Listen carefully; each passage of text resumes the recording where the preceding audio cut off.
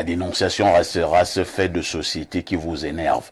Si vous avez l'impression que dans votre localité, vous êtes victime d'abus et tout ce qui va avec, une seule adresse Info TV. La dénonciation de ce matin reste une affaire de Bernard Dobasson. Parfait, ici. Aujourd'hui, on dénonce une situation assez curieuse. Alors, nous sommes dans la région du centre, département d'Union et Foumou, arrondissement Ndom, groupement Bilambani, et le village c'est Enonen apparemment. Alors, les premiers faits remontent à 2012. Une maman, un matin, une grand-mère a décidé d'aller au champ pour cueillir des mangues sauvages et extraire le milieu qu'on appelle chez les bêtiers le ndor, un truc comme ça. Pardon? Je dis c'est ça. Voilà, donc elle voulait extraire le ndor. Elle est donc allée avec une jeune fille de 8 ans qui l'accompagnait pendant qu'elle allait au champ. Pendant qu'elles travaillaient toutes les deux au champ, la petite fille a dit à la grand-mère qu'elle ne se sentait pas bien, qu'elle a attrapé un coup de froid, qu'elle voulait rentrer. La grand-mère lui a dit « Ok, la route est bien dégagée, et la route est toute droite, donc tu peux rentrer au village. » C'était autour de 11 heures. La grand-mère rentre au village, elle, autour de 17 heures, et on lui demande « Mais tu es sorti le matin avec une petite fille de 8 ans. Pourquoi est-ce que tu rentres seule ?» Elle répond « Mais non. La petite fille m'a dit autour de 11 heures qu'elle avait attrapé un coup de froid, elle ne se sentait pas bien. J'ai demandé qu'elle rentre. » On lui dit donc « Mais jusqu'ici, on ne l'a pas vue. On pensait qu'elle est toujours avec toi. » Elle dit « Non, moi, je ne suis pas avec elle. » Du coup, on a entrepris les fouilles dans le village. On ne l'a pas retrouvée. On a appelé également les ressortissants des villages voisins. Près de 5 villages autour, on a appelé. On a organisé les fouilles dans toutes les maisons, toutes les cases, jusque dans les champs. On ne l'a pas trouvée. Alors, les villageois ont entrepris de faire ce qu'ils appellent là-bas le kanda, un truc comme ça, pour savoir ce qui s'était passé. Et d'après les résultats du kanda, c'est le chef du village qui a emporté la fille mystiquement, la jeune fille mystiquement. Et donc, on a dit au chef, libère la petite fille. Il ne l'a pas libérée. Le procureur qui était en service du côté, je pense, à Konolinga, le procureur, est descendu au village, s'est enquis des faits et a même demandé à ce que le chef et quelques notables soient gardés à vue. Puis, ils ont été condamnés sur l'enquête. On les a condamnés, mais ce procureur-là a été affecté à Saint-Mélima, dont un autre l'a remplacé. Et une fois qu'il a été remplacé, la famille de ceux qui avaient été condamnés est allée rencontrer le nouveau procureur avec ses collègues juges. Ils ont discuté. Ils leur ont versé un peu d'argent qui a quand même démontré des traces. On parle de 500 000 francs qu'ils ont reçus et ils ont rapidement magouillé pour qu'on libère le chef et ses autres acolytes. Donc les populations du village se plaignent jusqu'aujourd'hui en 2024 parce que les initiés du village disent que jusqu'à présent, cette petite fille qui a déjà 22 ans est toujours dans la cour du chef. Les initiés la voient jusqu'à présent, demandent au chef de la libérer, ce qu'il ne veut pas faire, surtout qu'il a succédé à son père dans la tradition de la chefferie. Donc de ce côté-là, on se plaint de ce que le chef ne veut pas libérer cette jeune fille qu'il a eu à prendre dans la sorcellerie jusqu'en 2024. Incroyable. Et le...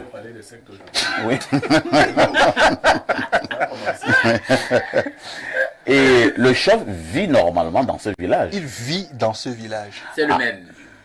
Apparemment, la grand-mère, elle est restée détenue. Oui, voilà, justement. On a libéré le chef et certains c'est notable. Et la grand-mère, au départ, celle qui avait amené l'enfant en brousse, est restée détenue. Elle a purgé toute la peine avant d'être libérée. Quoi? Elle avait purgé 5 ans. Je passe d'abord la parole à Eric Achille Coran, une fillette à l'époque qui avait donc 8 ans.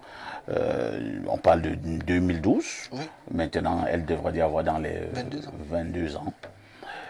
Les initiés du village, comme dit Bernardo, disent que la jeune fille, elle est là, devant la cour du chef.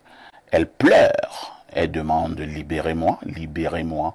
Mais rien, le chef ne fait absolument rien. Et le chef qui avait été détenu a été libéré lorsque le procureur qui l'a condamné, entre guillemets, est parti. Le nouveau procureur, apparemment, lui s'est entendu, comme au Cameroun, et on les a libérés. Votre réaction? Alors, ma réaction est la suivante. Je pense que c'est à la fois un fait physique et un fait spirituel. C'est-à-dire, le fait physique, c'est que la grand-mère est allée au champ avec un enfant malade et normalement, quelle que soit la distance, il aurait été judicieux que la grand-mère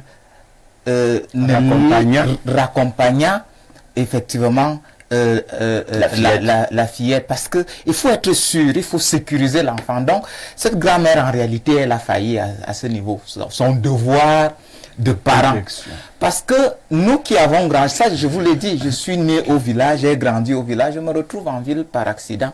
Donc nous qui avons grandi au village, nous savons que il y a des jeux, des esprits qui se baladent souvent dans nos villages et qui par moments déplacent les enfants. Et par moments, ça vient des jeux que les enfants font. C'est-à-dire, ils jouent souvent avec des fantômes. Et on dit les fantômes volent les enfants. C'est-à-dire, ils peuvent donc les déplacer d'un endroit à un autre, par moment en traversant les forêts mitoyennes. On peut les retrouver à X ou Y kilomètres.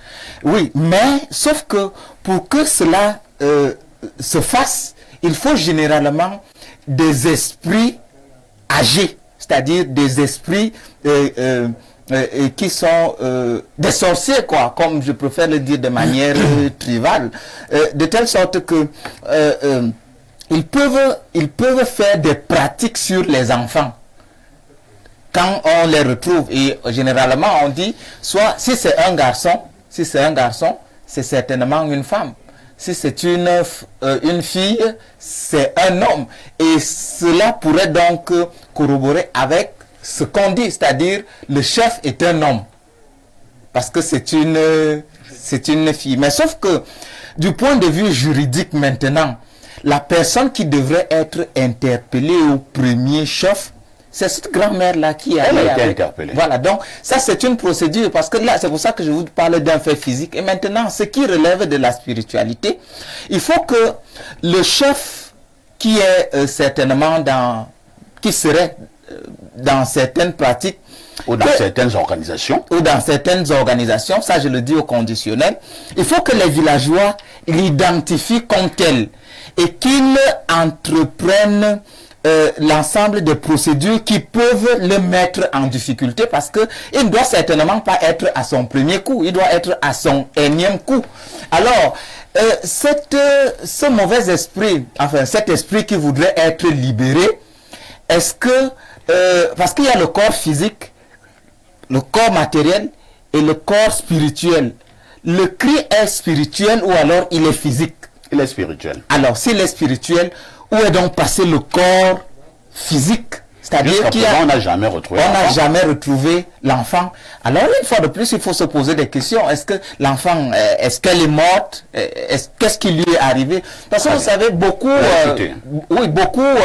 disparaissent comme ça, hein. C'est-à-dire à travers des pratiques comme celle-là. Et même dans les hôpitaux, vous pouvez voir quelqu'un qui disparaît dans un hôpital comme ça. On vous dit il a eu le palu et il est sorti avec une perfusion et puis plus jamais. Moi, je connais des cas comme ça, hein, où près de 40 ans comme ça, aujourd'hui, des gens ont disparu dans nos hôpitaux ici.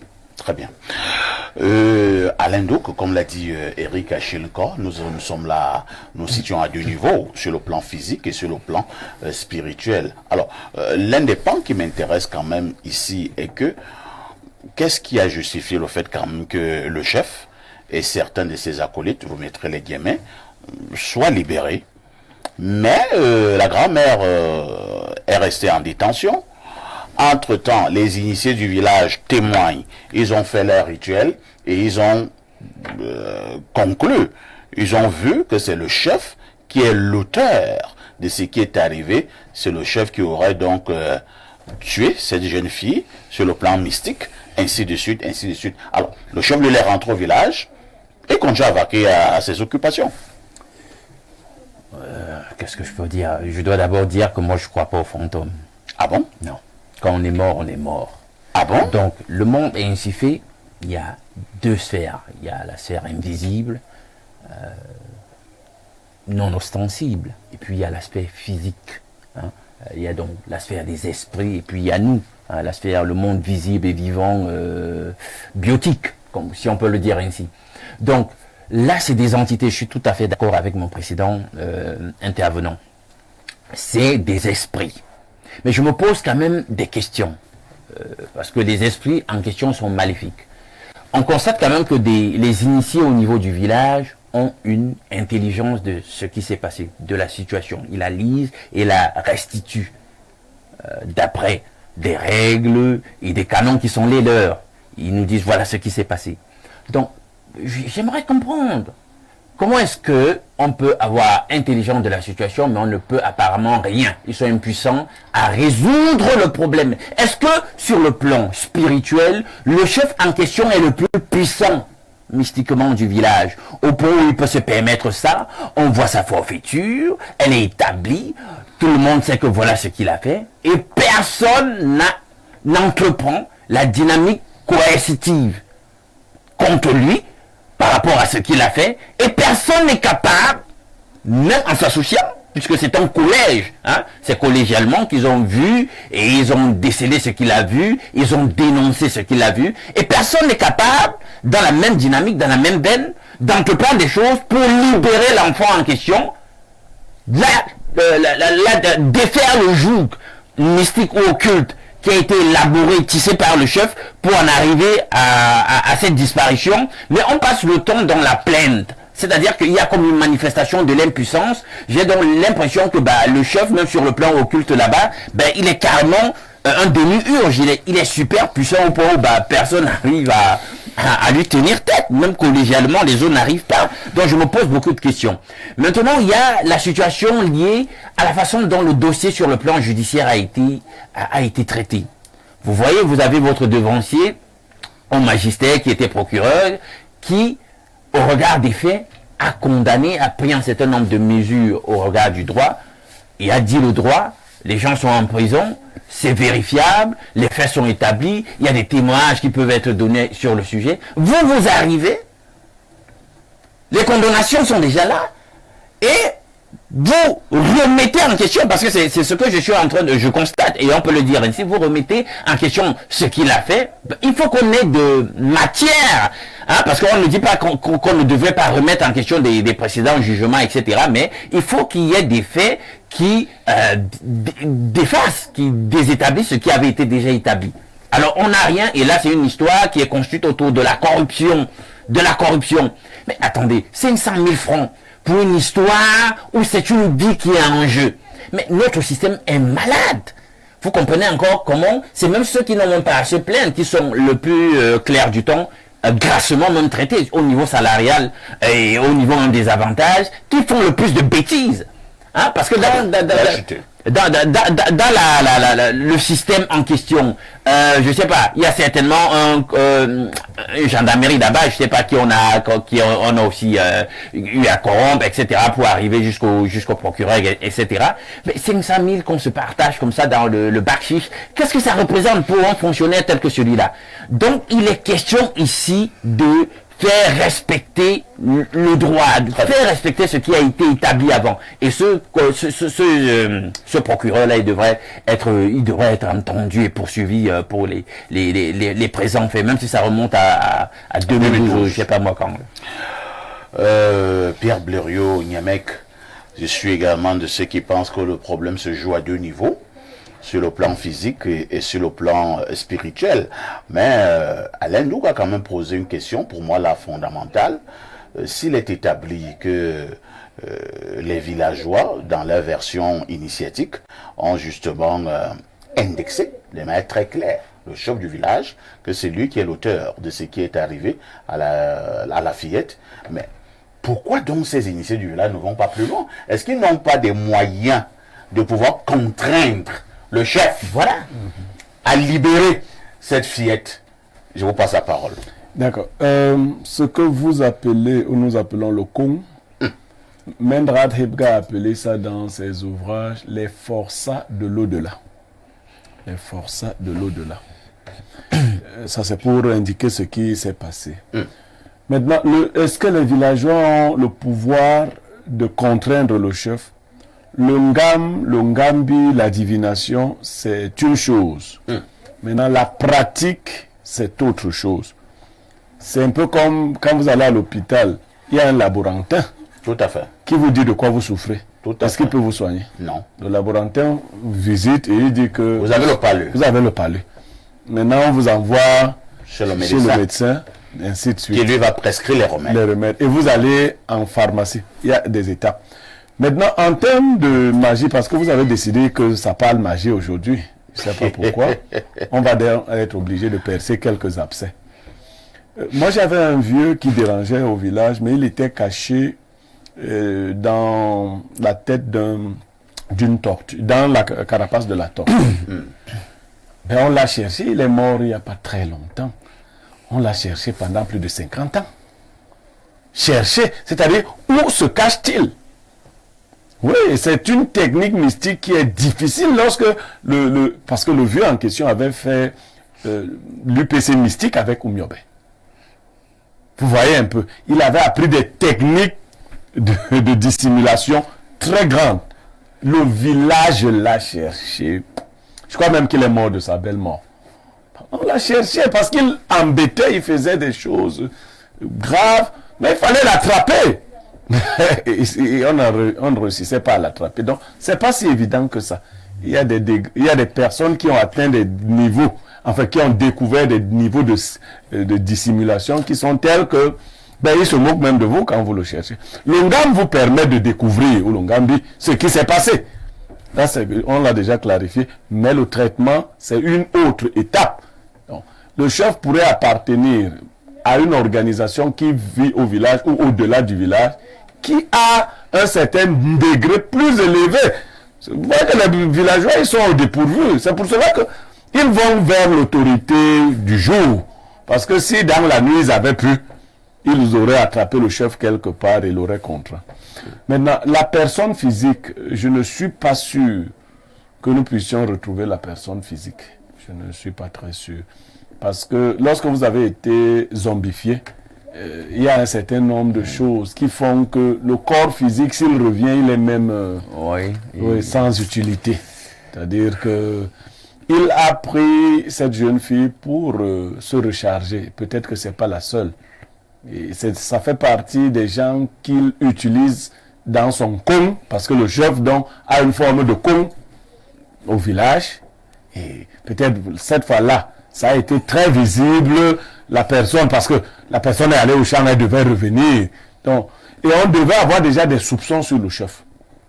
Il a posé un acte. Mais là, je pose quand même un autre problème, Blériot. Ouais. Si nous prenons la thèse du con, alors, sans être un spécialiste de l'affaire, quand tu meurs au con, on te voit quand même physiquement, non? On voit comment tu es couché. Non, tout le monde ne meurt pas. Bon, peut-être c'est l'expression qui me manque. Ouais. Quand on t'a pris au con, on voit comment quelqu'un est couché, non? Non, tout le monde, c'est ce que j'essaie. Vous êtes habitué au con où les gens sont morts. Mais il y a le con où les gens ont disparu, qu'ils vous le disaient. Oui, bien sûr.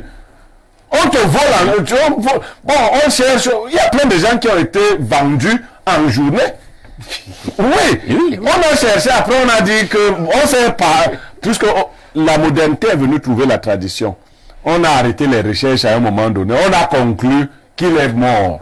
Il y a des gens qu'on a volés. On ne voit pas leur corps. Oui, ça c'est... ils ne sont pas morts. On l'a amené mystiquement. Voilà. On a cherché, après on a conclu qu'il a disparu. On est allé même faire des... Tout ce qu'on signale au commissariat comme disparu, on ne les retrouve pas tous. C'est vrai. Bon, il y a des gens, il y a des zombifiés qui passent par ce phénomène de la mort, entre guillemets. Mais il y a également on les appelle dans le Congo les déportés. Oui.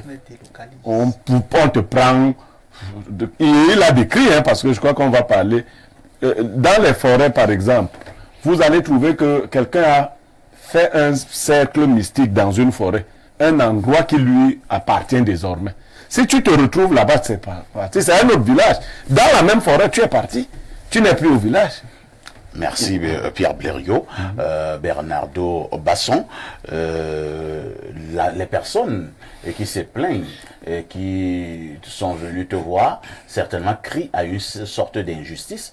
Les personnes semblent plus s'en prendre à l'autorité judiciaire, notamment au procureur qui avait remplacé celui qui avait, entre guillemets, d'abord condamné le chef et ses acolytes. Oui, clairement. C'est-à-dire, la décision a été rendue, les personnes ont été condamnées, elles ont commencé à purger la peine, et puis par des stratagèmes qu'on connaît peu, un procureur et le juge qui avaient rendu la décision ont décidé, on ne sait par quelle alchimie, de libérer les personnes qui avaient été condamnées. Donc clairement, les personnes ont pensé qu'il fallait peut-être saisir non seulement la hiérarchie judiciaire, mais aussi le conseil de la magistrature pour qu'éventuellement ces deux magistrats-là soient entendus et éventuellement condamnés. Donc je pense quand même que c'est assez grave que des personnes condamnées puissent être libérées de cette façon-là. On sait comment quelqu'un peut être libéré avant que la peine ne soit purgée. Il y a par exemple la grâce présidentielle qui peut être accordée. On sait quand même comment quelqu'un peut être libéré. Donc pour ce cas-là, sur le plan judiciaire, je crois qu'il y a matière à poursuivre ces personnes. Comme les autres ont dit, et ça c'est à l'attention d'Alain Douc. Alain Douc, je ne vais pas aller en profondeur, je peux comprendre pourquoi, mais l'initiation n'est pas une. On initie à plusieurs choses différentes. Tu peux être initié uniquement à la voyance, tu peux être initié uniquement au voyage astral, tu peux être initié uniquement à la médecine traditionnelle. Donc les initiés du village peuvent être uniquement initiés à la voyance. C'est ce qu'il essayait de dire. Deuxième chose, dans les chefferies constituées et dans les orations mystiques constituées, vous voyez souvent des familles apporter des présents ou des cadeaux, des poulets, des œufs au chef. Quand vous apportez ça à l'initié du village, comprenez, suivez mon regard, il travaille dessus. Il prend un peu de pouvoir dans chaque famille pour renforcer son pouvoir à lui. C'est pour cela que des fois, il vous domine tous. Dans ce Cameroun, on a par exemple quelqu'un qui est super puissant, que les gens veulent voir partir. Va le toucher alors. Va savoir pourquoi. Tu entendras souvent dans les histoires qu'il a fait le tour. Ça peut se faire à maxima, ça peut se faire à minima. On se comprend très bien. Donc un chef ou un initié prend dans chaque famille une arcane, un élément. Ça lui donne un pouvoir de contrôle sur l'ensemble des familles du village. La troisième chose, c'est que comme M. Yemek essayait de dire, on est dans une affaire de con parfait ici. C'est simplement une affaire de con. Et dans le con, les gens ne sont pas forcément gardés là ou ailleurs. Les élémentaux sont très utilisés pour dissimuler les personnes. Dans les arbres, dans les plantes, dans des coquilles d'escargots, dans des carapaces de tortues, dans des chiens, dans des chats, on peut vous dissimuler quand on vous prend dans le con. Si le chef estime que vous emmenez loin peut lui être compliqué, il faut dissimuler quelque part, il y a une magie qui permet de faire ça. Et donc, cette jeune fille est sûrement là. N'oubliez pas également que c'est une jeune fille qui avait 8 ans à l'époque. Elle était forcément vierge. Et vous savez que dans nos machines africaines, les grands initiés prenaient beaucoup des filles vierges parce qu'elles ont une énergie particulière qu'on utilise pour augmenter le quotient mystique particulier. Donc, cette jeune fille a été prise par le chef qui a utilisé son énergie pour se recharger lui, sa virginité pour se recharger lui. Il l'a dissimulé dans le village, quelque part. C'est pour cela que les gens peuvent encore la voir dans ce village-là. J'entends toujours aux affaires d'énergie, l'énergie. Ils font même quoi avec l'énergie là? Pourquoi est-ce que vous mangez? Mais eux-mêmes mangent, non? Ils ne mangent pas que de la nourriture physique simplement. Et donc quand ils prennent cette énergie, qu'est-ce qu'ils font? Ils augmentent leur force mystique tout simplement pour faire du mal. C'est cela. Donc ils n'ont pas de raison objective ou positive. Parfait, ici, vous savez que les humains peuvent faire du bien ou peuvent Alors, faire du Bernardo, nous avons un problème que nous avons posé sur la table à partir de ces dénonciations. Qu'est-ce qu'on fait? Parfait, ici, il y a un adage... On laisse cette affaire-là, on dit non, la vie continue. Il y a un adage chez nous, je vais le traduire en français pour que vous compreniez. On dit en Bassa, le panier du Ngambi était le panier du Ngambi qu'on a fini par appeler celui qui va s'attacher lui-même. Ces villageois, même s'ils ont été un tout petit peu prélevés par le chef, peuvent dénier ou alors fragiliser le chef. L'union fait la force. L'autorité n'existe que parce qu'il y a des personnes qui l'acceptent. Si des personnes refusent l'autorité du chef consciemment, travaillent avec des gens d'ailleurs mystiquement, le chef sera fragilisé. Et on peut le toucher pour le contraindre à faire sortir l'enfant ou à libérer l'enfant. Cette fille, même si elle est morte, on la laisse donc continuer. Pourquoi est-ce qu'on veut la retenir là? Il travaille avec elle sûrement dans d'autres sphères. Il faut également savoir, comme les deux disaient parfait ici, on peut vous vendre au Congo à Yaoundé, on vous retrouve à Marois. Ah bon? Oui.